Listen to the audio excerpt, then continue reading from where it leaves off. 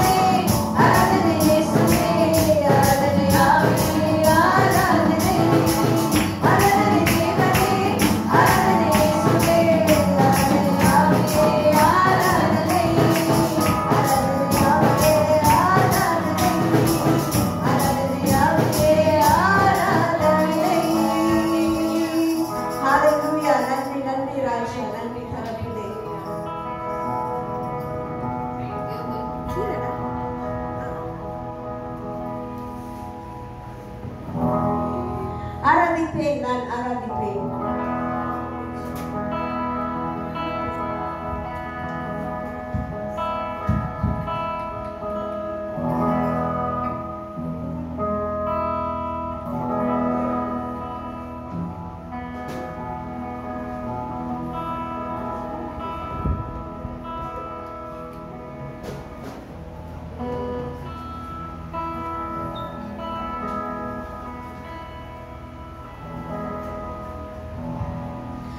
ஆராதிப்பேன், நான் ஆராதிப்பேன், ஆண்டவரே இயேசுவை ஆராதிப்பேன்.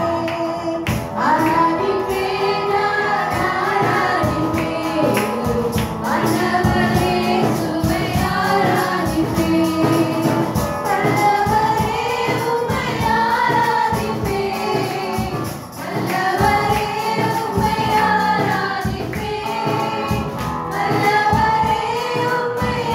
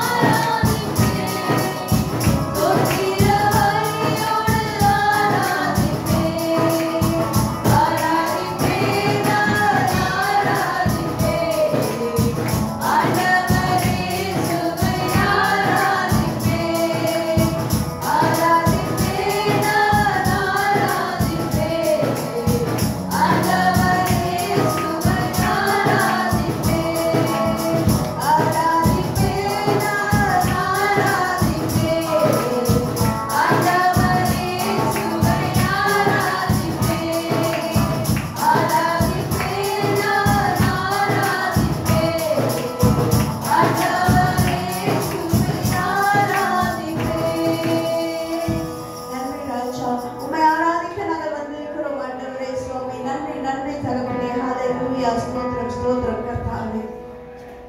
எந்த காலத்திலும் எந்த நேரத்திலும் நன்றியால் உம்மை நான் துதிப்பேன். இயேசுவே உம்மை நான் துதிப்பேன் துதிப்பேன். எந்த வேளையிலும் துதிப்பேன்.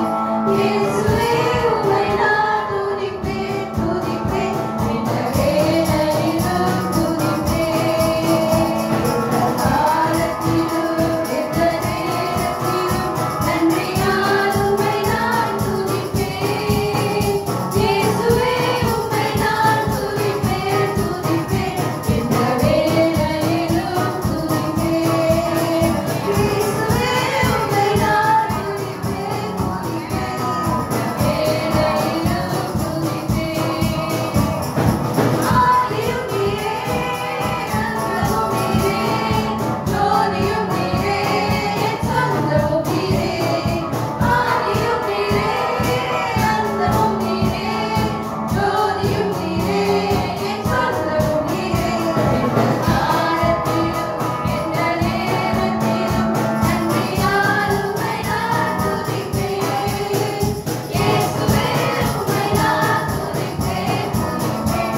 எந்த வேளையிலும் துதிப்பேன். இயேசுவே உம்மை நான் துதிப்பேன் துதிப்பேன். எந்த வேளையிலும் துதிப்பேன். வாழ்விலும் நீரே தாழ்விலும் நீரே பாதையில் நீரே என் பாதையில் நீரே. வாழ்விலும் நீரே தாழ்விலும் நீரே பாதையில் நீரே என் பாதையில் நீரே. எந்த காலத்திலும் எந்த நேரத்திலும் நன்றியால் உம்மை நான் துதிப்பேன். இயேசுவே உம்மை நான் துதிப்பேன் துதிப்பேன். எந்த வேளையிலும் துதிப்பேன். இயேசுவே உம்மை நான் துதிப்பேன் துதிப்பேன். எந்த வேளையிலும்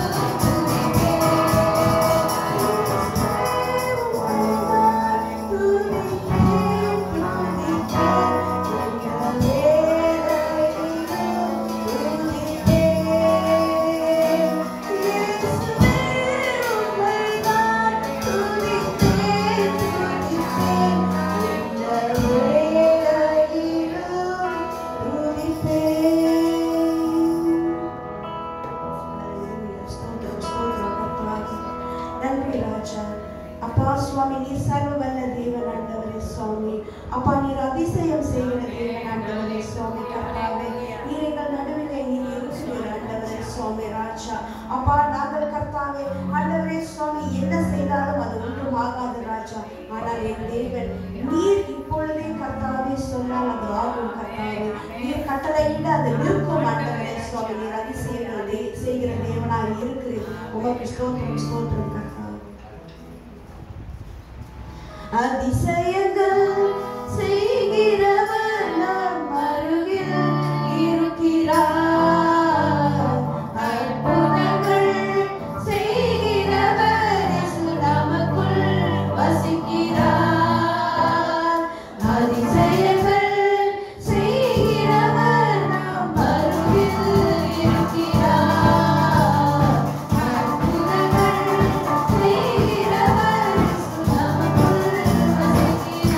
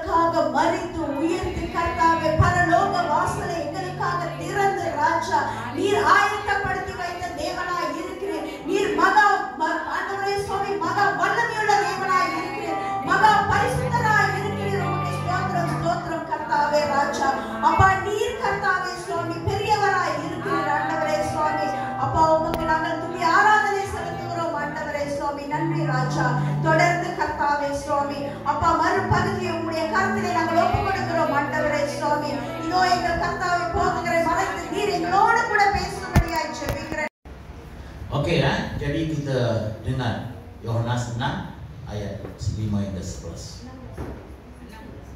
16. இப்பொழுது நான் என்னை அனுப்பினவரிடத்திற்கு போகிறேன், எங்கே போகிறேன் என்று உங்களில் ஒருவனும் என்னை கேட்கவில்லை.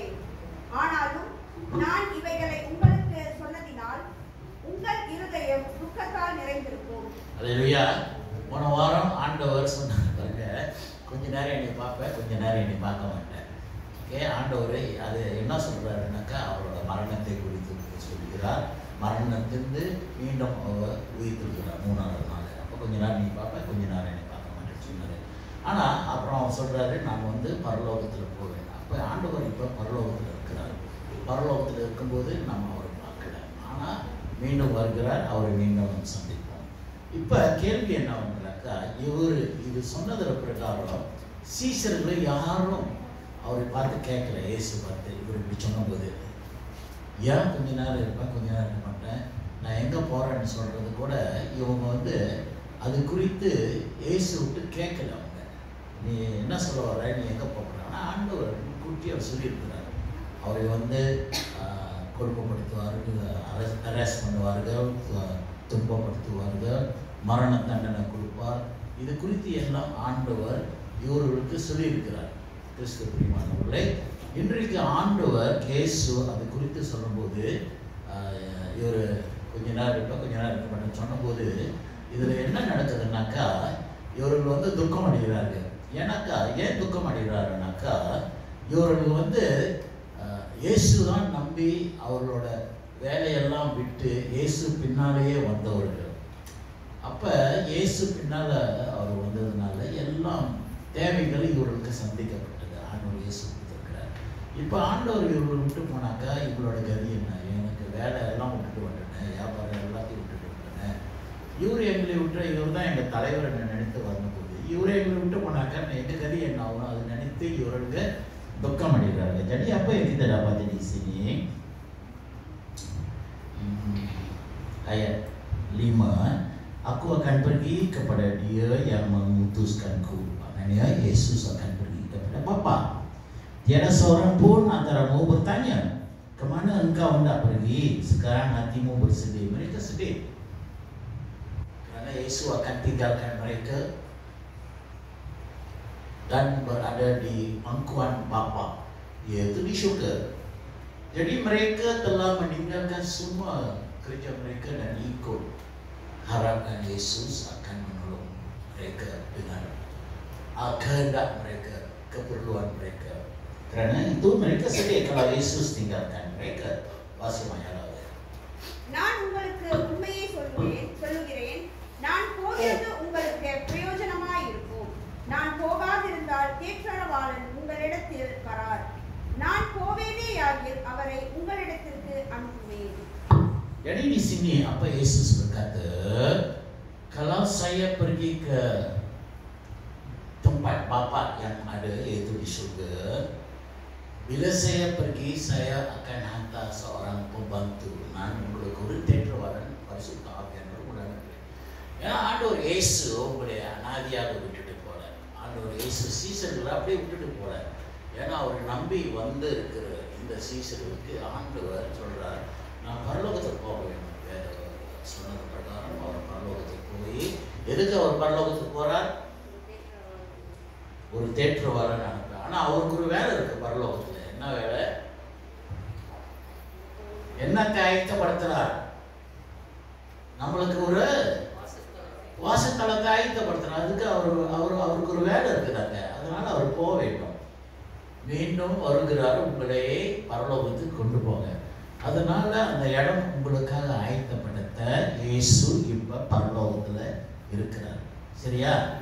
ஆக நீங்க அனாதியாக இருக்கக்கூடாதுக்காக அவர் ஒரு தேற்றுவாளன் பரிசுத்த ஆவியானவர் இந்த பூமிக்கு அனுப்பினார். Jadi kamu tidak ditinggalkan, diabaikan begitu saja.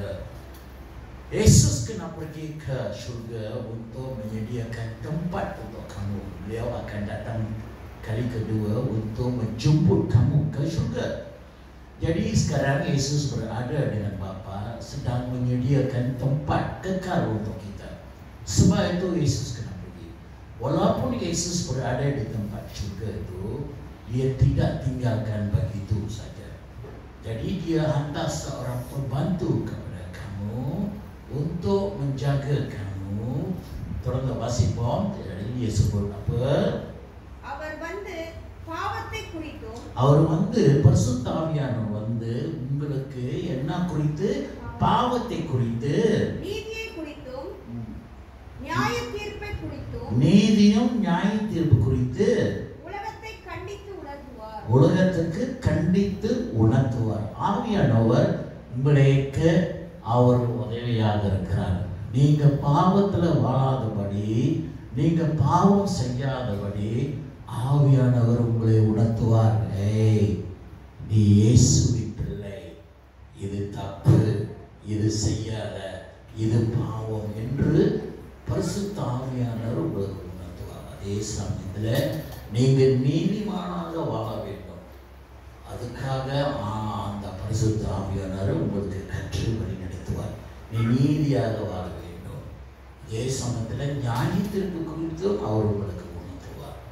Hari hikmah. Jadi di sini apa kita telah selagi aku tidak pergi, penolong itu tidak akan datang kepadamu. Jika aku pergi, aku akan mengutusnya kepadamu. Setelah dia datang nanti, dia akan menginsafkan dunia tentang dosa, perbenaran dan penghakiman tentang dosa kerana mereka tidak percaya kepadamu.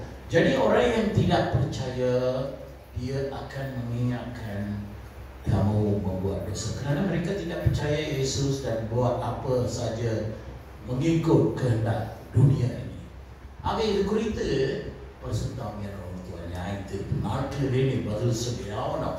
உலகத்தில் நோக்கி நீ போகும்போது, உலகத்தோடு நீ வாழும்போது, ஆண்டவர் சொல்லிக் கொடுத்த வார்த்தையோடு நீ வாழாதபடி அவர் உணர்த்துவார்.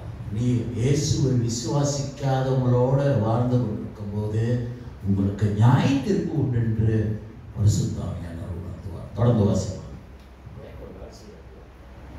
அவர்கள் என்னை விசுவாசியாதபடியினாலே பாவத்தை குறித்தும், நீங்கள் இனி என்னை காணாதபடிக்கு நான் என் பிதாவினிடத்திற்கு போகிறபடியினாலே நீதியை குறித்தும், இந்த உலகத்தின் அதிபதி நியாய தீர்க்கப்பட்டதினாலே நியாய தீர்ப்பை குறித்தும் கண்டித்து உணர்த்துவார். Jadi ya, ayat 9 tentang dosa kerana mereka tidak percaya kepadaku, tentang kebenaran kerana aku akan pergi kepada Bapa. Mereka pun tidak percaya yang bahwa Yesus ada di syurga, dia berada bersama Bapa. Jadi oleh kerana mereka tidak percaya kebenaran bahwa Yesus adalah sekarang di Bapa. Jadi kita yang percaya kepada Yesus Kristus, hendaklah percaya bahwa Yesus adalah anak Tuhan.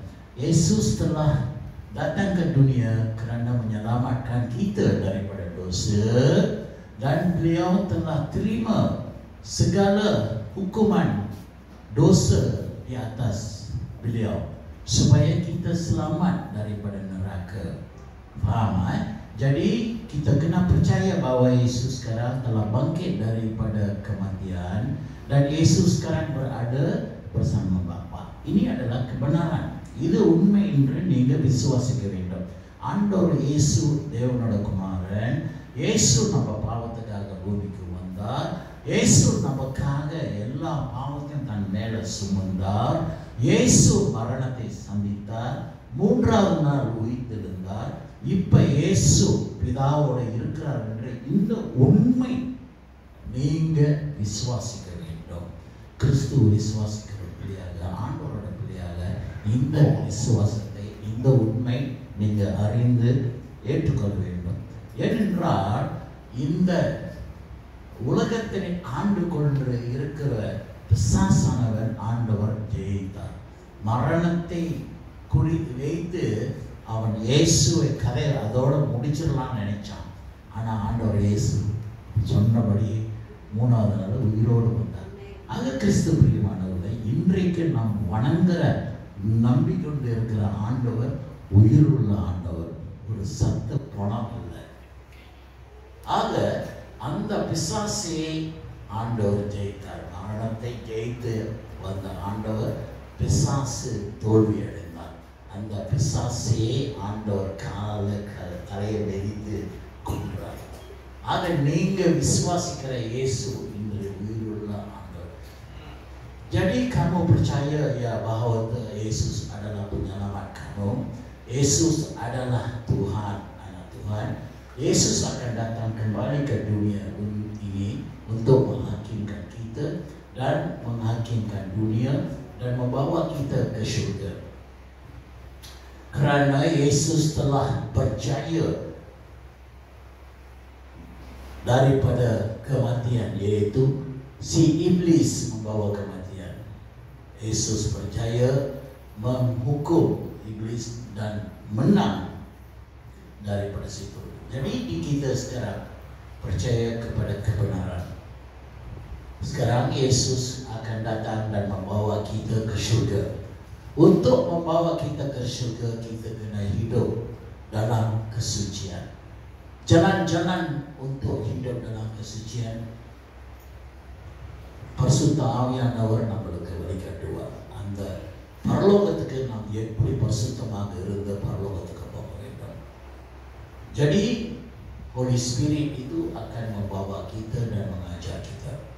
தொடர்ந்து இன்றைக்கு வாசிக்கப்பட்ட நிருப பகுதியை தியானிப்போம். அந்த நிருப பகுதியில் நீ பரலோகத்துக்கு போக வேண்டும் என்றாக்கா அந்த வழி குறித்து ஆண்டவர் சொல்றார். வாசிமா யோவான் 4ஆம் அதிகாரம் வசனம் 10 16 வரை. சத்திய யோவான் 4 ayat 10 hingga 16. நாம் தேவனிடத்தில் அன்பு கூர்ந்ததினால் அல்ல, அவர் நம்மிடத்தில் அன்பு கூர்ந்து நம்முடைய பாவங்களை நிவர்த்தி செய்கிற கிருபாதார பலியாக தம்முடைய குமாரனை அனுப்பினதனாலே அன்பு உண்டாயிருக்கிறது. பிரியமானவர்களே, தேவன் இவ்விதமாய் நம்மிடத்தில் அன்பு கூர்ந்திருக்க நாமும் ஒருவரிடத்தில் ஒருவர் அன்பு கூற கடனாளிகளாய் இருக்கிறோம். Amin. Demikianlah kasih.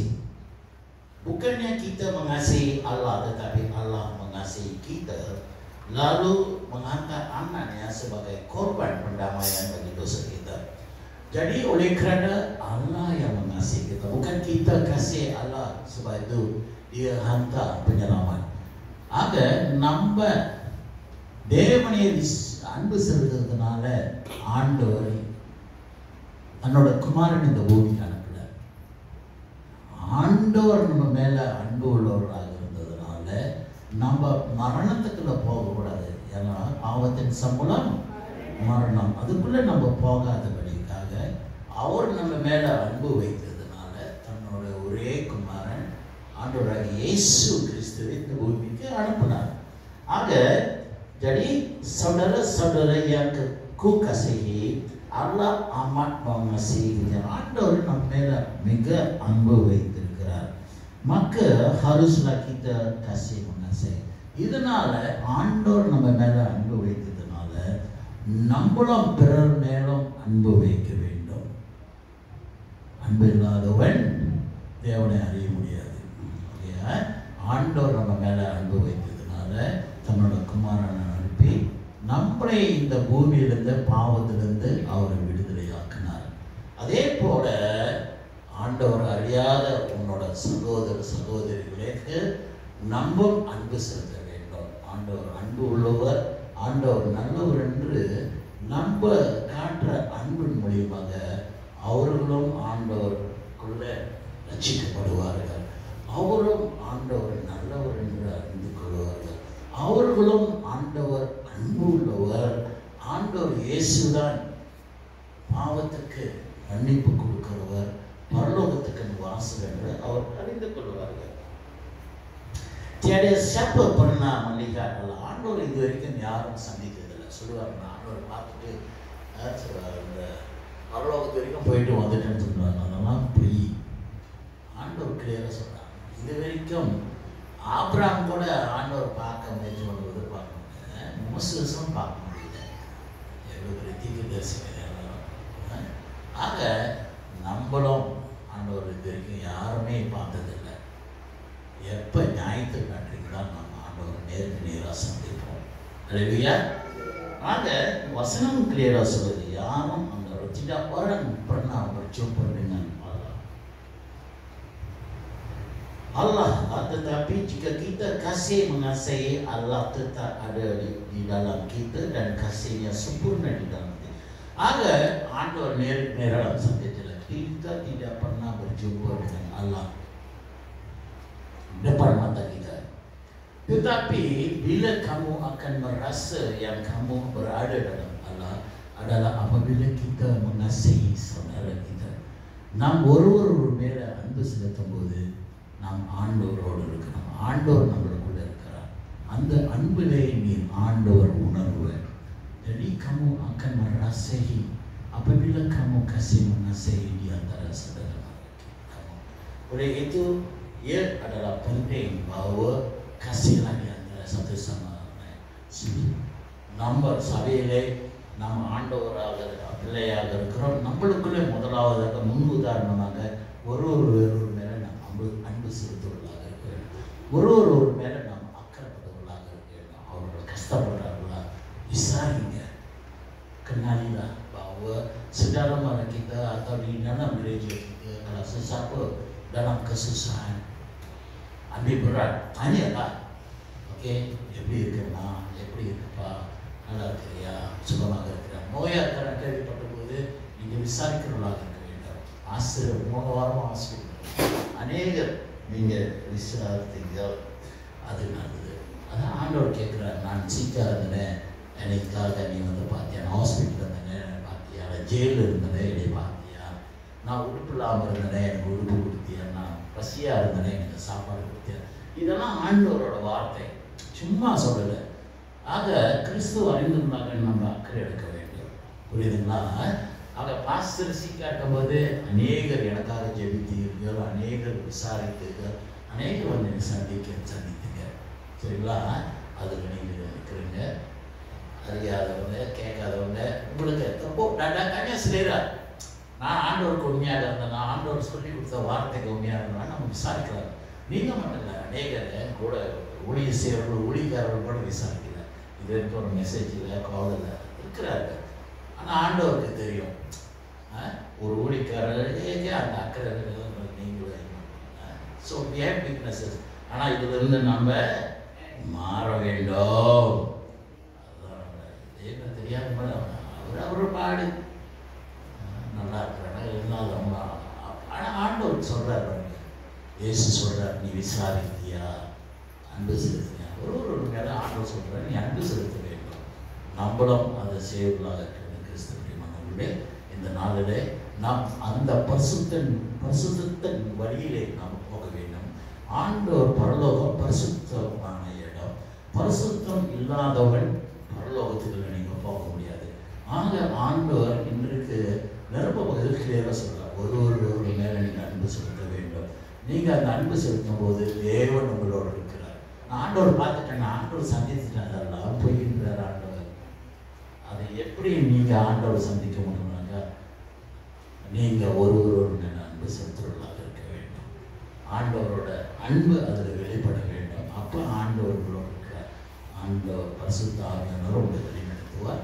பரிசுத்த ஆவியானவருக்கு நீங்கள் இடம் கொடுக்க உங்கள் வாழ்க்கையிலே ஆண்டவர் கிரியை செய்ய வேண்டும். அந்த ஆண்டவர் நல்லவர் எப்போதும் உங்களோடு இருப்பார், உங்களை பலப்படுத்துவார்.